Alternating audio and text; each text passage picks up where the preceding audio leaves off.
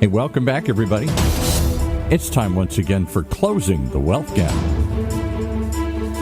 The one show, maybe the only show, that shows you how to close the wealth gap in your own life with the man who's done it for many,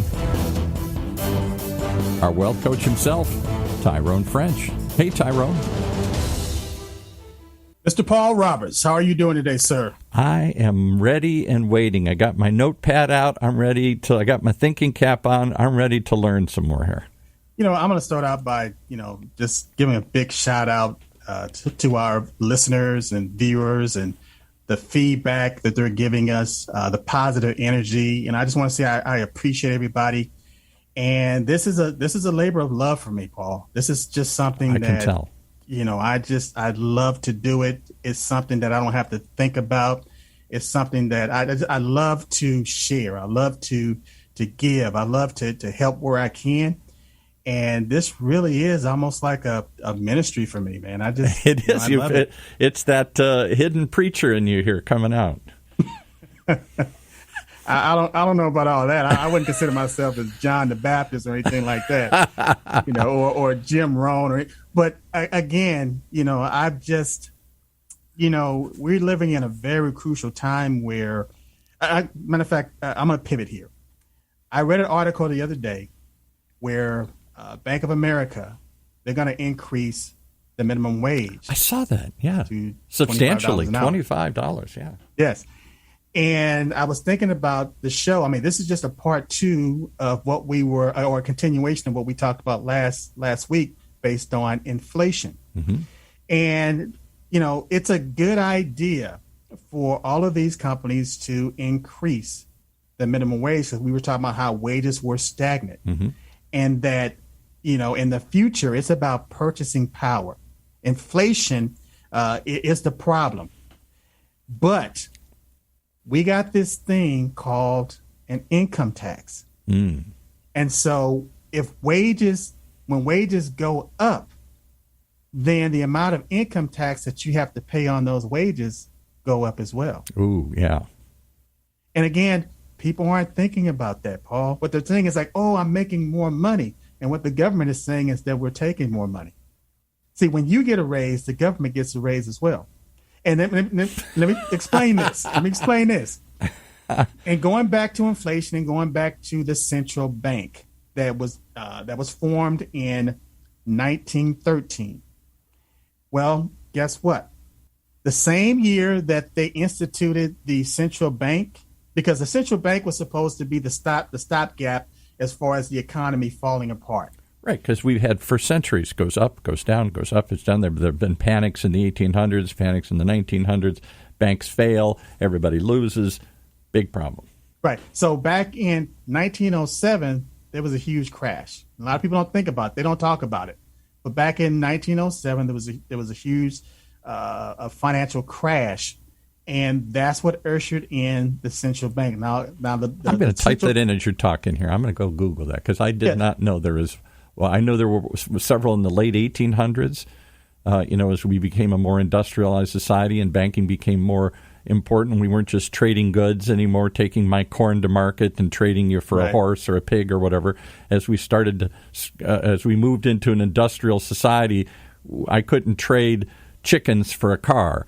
I couldn't trade chickens for a tractor, so I had to have some intermediary, and we'd always had money, but money seemed to become more important in the early 1900s as we couldn't barter anymore. Exactly. And see, money is a medium of exchange, like you said, something to barter with. Mm-hmm. So the Bank of England, which is the central bank for England, it was always established, was always there. So in the United States in 1907, they were saying, okay, we need to have something like the Bank of England based on having a central bank. So they had this meeting on Jekyll Island. And there's a book. There's a book down in Georgia. Actually, I always thought that's a crazy name, but there is an island called Jekyll Island where the rich used to go hang out. Yes, and it was the meeting was held in secrecy, and the central bank came out of that. And there's a guy. His name is what is his name? G. Edward Griffin. He wrote this book called The Creature of Jekyll Island. It's a great read. It's a big book. It's a large, pretty big book. It's pretty thick. Dr. Jekyll and Mr. Hyde living on Jekyll Island. A little irony there. They're talking at Jekyll Island. But if you have a chance and you really want to understand our banking system, you need to read that book. But anyway, getting back to this to the format. Central bank was created in 1913 because of what happened in 1907. But in the same year, they did a constitutional amendment that made income tax permanent. Now you tell me, do you think that was coincidence? Because in order for you to pay your income tax, you have to pay your income tax in dollars or with dollars. Can't pay it in chickens. Can't pay it in chickens. Like you said, you can't barter with the IRS with chickens. So you have to pay it with dollars. And once you understand that the dollar is an instrument of debt and there's interest being generated on every dollar that's in circulation, it just opened the floodgates for banks to make huge sums of money. Can I interrupt you for 1 second here? I did look it up on Wikipedia. It's in those days they didn't call them recessions or depressions. They always called them panics because there was a panic. So if you Google the panic of 1907, which I did, let me just read this because I gotta acknowledge I was a history major at the University of Michigan. I was an honors history major. I thought I knew American history in and out. I never heard of the panic of 1907, and yet it apparently was so big that it led to this legislation. So here, let me just summarize this and read this here. Panic of 1907, also known as the 1907 Bankers' Panic or Knickerbocker Crisis, was a financial crisis that took place in the U.S. over a 3-week period starting in mid-October when the New York Stock Exchange fell 50%. And it all had to do with a scheme. Somebody was trying to corner the market on a stock called United Copper Company, and when the bid failed, banks that had lent money to the cornering scheme suffered runs that later spread throughout their system and eventually throughout the country. Everybody ran to get their money out, and the wasn't enough money there. Wasn't there. And they didn't have a clue that the money wasn't there. And it led to the downfall of the Knickerbocker Trust Company. Knickerbocker was a common term in New York. I forgot where that comes from, but there's all sorts of Knickerbockers in those days because it was a Dutch colony originally. Knickerbocker Trust Company was New York's third largest bank and fell apart. So people ran to get their money and it wasn't there. So hold that thought. Let's fast forward 100 years. Almost to the date. Mm-hmm. What happened in 2007? Yeah, and wasn't that in October too, or around October? I can't remember. It was around. I can't remember the exact month. I mean, like I said, we can Google that. But again, we had another panic. Yeah. In 2007, which ushered in the Great Recession. Do you think that was a coincidence, Paul? 100 years later. Same scenarios. The rest of this article says that the only thing that stopped the panic in 1907 is J.P. Morgan. We've all heard of the great J.P. Morgan, J.P. Morgan Trust and banking and everything. That's one of the first of those, Chase Bank and all that stuff here. One of the first of the great, what did they call it in that era? The robber barons. Robber barons. The Rockefellers and all the people at Carnegie's and everything. The first giant financiers and industrialists in the country. And he pledged personally some large sums of his own money to stop the panic. I will pull my pile of money out and lend it to banks if you don't have it, to shore up the banking system. And the article then says this highlighted the importance of the nation's independent treasury system, which managed the nation's money supply, yet was unable to inject liquidity back into the market at that time. So the Treasury system was in a panic. They couldn't do it. That's when you say they created the Fed. I didn't know that. Yes. And at the same year, they did a constitutional amendment to initiate a permanent income tax. Same year. Now, Tyrone, come on. I was an honors major at the University of Michigan. Surely you can't lecture me on history, and yet you just did. How do you know all this stuff? Not trying to lecture you, buddy. I love to read. I love to study. I love to research. I mean, I'm a researcher. And the thing is that a lot of this stuff, it fascinates me. But it's an independent corporation. And their job is to do what? Just to regulate the money supply and to force banks to have a certain reserve on hand. And then if there's a panic, they're the stopgap. They're the ones that create money and infuse it into the system. Look at it like this. Back in 2007, 2008, Congress voted on this emergency measure, and they called it the TARP. Right. And it was like $395 billion. So just round up to $4 billion, $400 billion. Right. Okay, $400 billion. People thought that was a lot of money. But the Federal Reserve actually injected almost $4 trillion. What? Almost $4 trillion as a stopgap. We were at the brink. That's what everybody said. The system had failed because had failed. What? Because this whole housing crisis revealed that they were selling mortgages to people that had no business in having a mortgage.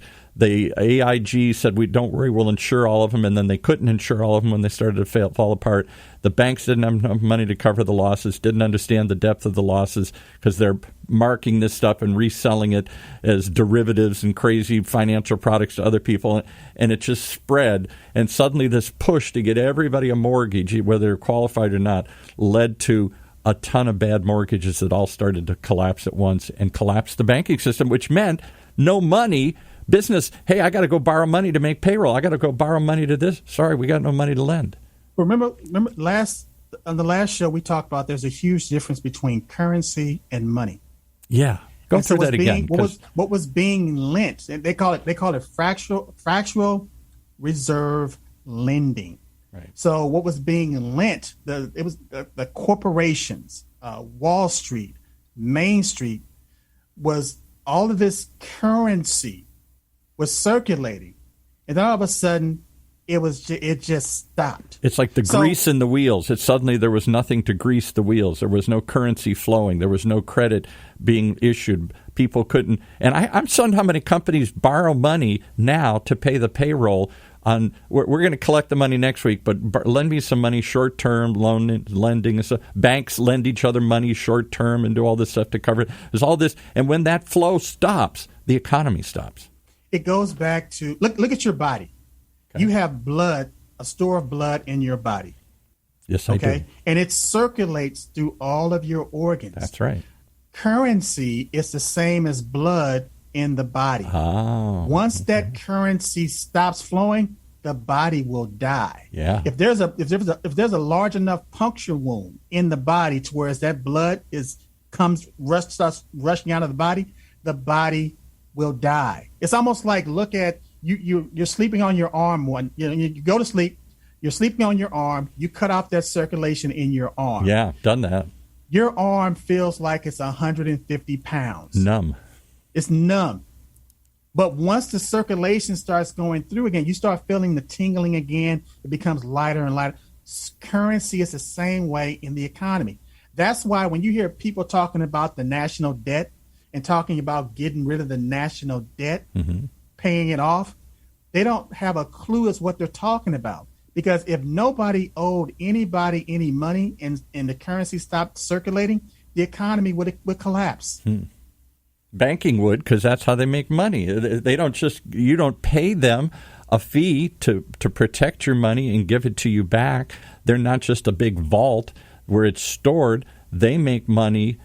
They don't charge you to take your money because they lend it to people and make money on that. They lend it to each other. It's not just banking. It's the entire system. Like, let's say, because the Federal Reserve, they control the interest rates. So when they lower the interest rate, wealthy people, corporations, other financial institutions, they borrow money because it's cheap money. And what they do is they lend that money out at a higher interest rate. So they're making money just by loaning people money. And so when you don't have that option anymore, when you lose that option, people will stop borrowing money. That's why when the Fed want people to, when they want the currency to slow down because prices are increasing, the more currency you have in the economy, the prices begin to grow. Demand. To increase. We all got. How much that bike? I got 10 people want the bike. The price goes up. Yeah. Not because manufacturers are increasing their prices. It's because the money is being devalued. You need more dollars just to buy that same item. So the Fed has to come in and increase the interest rates to get people to stop buying, to slow down the money supply, to bring it down. That's how they control it, by lowering interest rates and increasing interest rates based on borrowing. So they're just like a giant tap. They turn the tap on, they turn the tap off, just to keep the currency flowing, the blood flowing through your body. They control the amount of currency that's in the economy at any given time. That's what they do. So let me ask you this. If you understand now that the Federal Reserve, the central bank, is the number one bondholder of the United States government, and a bond is an IOU. And actually, and just to, bond, the word bond is basically a short way of saying bondage. Yeah, slavery. That's what it sounds like to me. Yeah, okay. Well, yeah. So, but the government issues these bonds. These large banks buy these bonds, and then they turn around and sell these bonds to the central bank, which turns around and buys these bonds. And then these banks give the currency to the United States government, who takes those dollars, that currency, and distribute it through, let's say, just through the military. We're just going to talk about the military. And those military personnel, they get their paycheck, and they put their money right back into the bank. And which, again, keeps that whole process going. So not just, if you Google the number one employer in the United States, Walmart would come up, or like a large retailer like Target, I think Target's number 3, and Amazon. These companies will come up: Walmart, Amazon, and Target. But if you really want to know the number one employer in the United States, it's the federal government. Yeah. Oh, yeah. Absolutely. Federal government. All the agencies, the military, the Social Security, Homeland Security, and they have FAA. Right. And they have a payroll, and these people get paid, and they put their money right back to the bank and start to keep. That's why many said when they wanted to, under several past administrations, people say, why doesn't we cut back the size of the federal bureaucracy, which everybody, me included, says sounds like a good idea. But then that means they're going to lay off lots of people that we pay for, and those people have no money to put into the economy. Exactly. So let me share this with you, because I call it, people talk about the Bible, and again, that's like a religious term that I'm trying to get away from. I started calling it the manual. Okay. The manual. And like when I was in the military, and I hadn't gone to avionics school, and I knew I wanted to be an avionics technician. My secret sauce was that I was always reading those manuals. When everybody was out partying and running around, it, right? I would be in the shop reading those manuals, going through the wire diagrams. So when there was a discrepancy in the plane, not only had I researched that discrepancy, but I knew exactly what panel to take off, what box to check, which cannon plug, and even the wire within that plug. I had it down to a science. You must have been a real fun guy to hang out with here. Let's go to the bar. No, wait a minute. Let's sit home and read the manuals some more here. No. Well, don't get me wrong, Paul. When I partied, my last name is French. I didn't have a nickname. That was cool enough. Let's hang out with French. And I love to dress. I've always liked nice clothes. Yeah. And so again, I'm just kidding you. Being overseas and wearing tailored clothes and stuff. But again, like I said, when I work hard and I party hard. Yeah. But I would use that manual to overcome the shortcomings that a lot of other people had in the shop, that when they heard that discrepancy, they didn't know what it was. So in the manual, there's a scripture that says, the borrower is slave or servant to the lender. Yeah. And a lot of people are familiar with that term. The borrower is servant to the lender. So if you look at how our economy is structured and our currency is structured and how the debt is structured, the United States is the borrower. The central bank is the lender. Yikes. So who's in charge? Who's really in charge? Who's really calling the shots? You're scaring me. Sounds like a conspiracy thing here. No. It's not a conspiracy. It's just based on facts. If you go back and look at the cause of the Great Depression, right? Look at the cause of the Great Depression, and they start interviewing these people based on the central bank. Everybody will tell you the cause of the Great Depression was the central bank, because they refused. If the Bank of New York, the Central Bank of the Federal Bank in Federal Reserve of New York, Federal Reserve Bank in New York, what they did was when they saw there was a problem, they infused cash in the system to where people can start pulling their money out. Right. But the Federal Reserve Bank in Washington said, no, we're not going to do that. And they didn't infuse capital into those other banks. People went to the bank, they couldn't get their money out. You had a huge panic. Which is the opposite of what they did under the 2008, 2007 depression, recession, whatever you want to call it, and recently with the COVID thing. Suddenly, we're putting trillions of dollars into the system. We're creating money here. Well, we only got a couple minutes left here. What does this mean to me? I can't control it. I can't even understand it. So what's the lesson for today? You're always going to have inflation. You're always going to have these boom and bust cycles, so you just have to accept that as reality.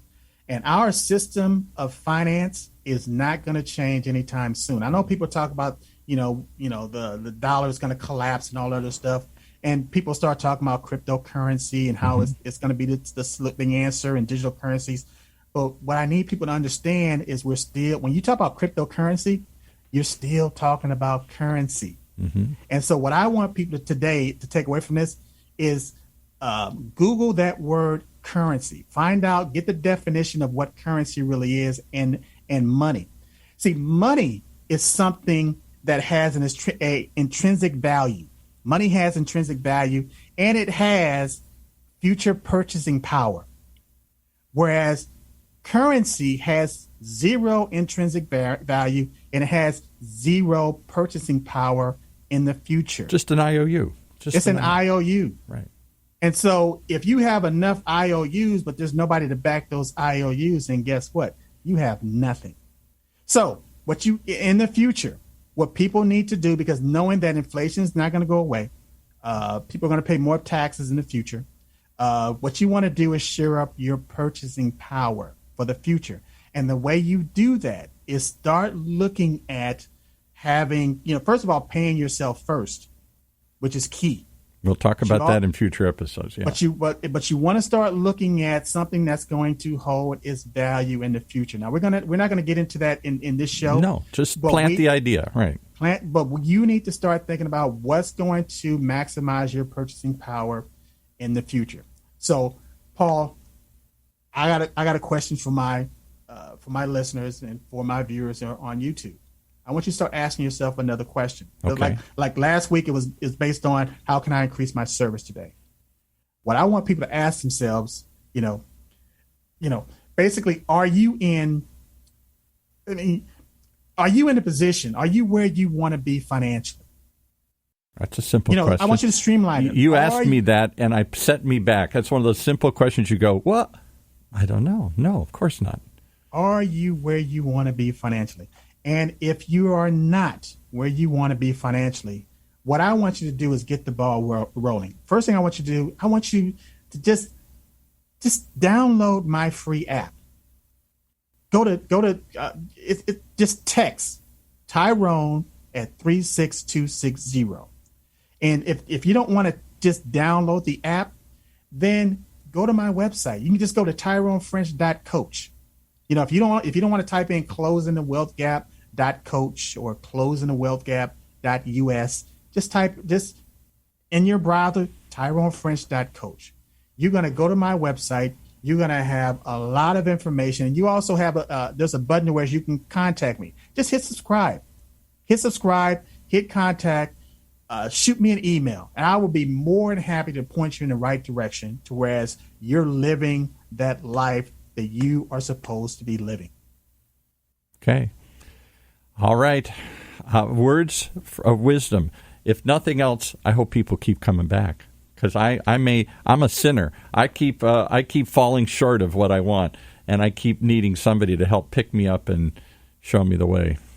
Well, Paul, if I'm adding value to people's life, and it's not a burden, it's not costing you anything, I want you to come back. I want you to get this information. But I am going to clarify something also. There's no such thing as a free lunch. Oh, I hate that. There's no such in this universe. There's no such thing as a free lunch. It's like somebody wanted to increase their income, but they have to leave their family. They have to leave home in order to do it.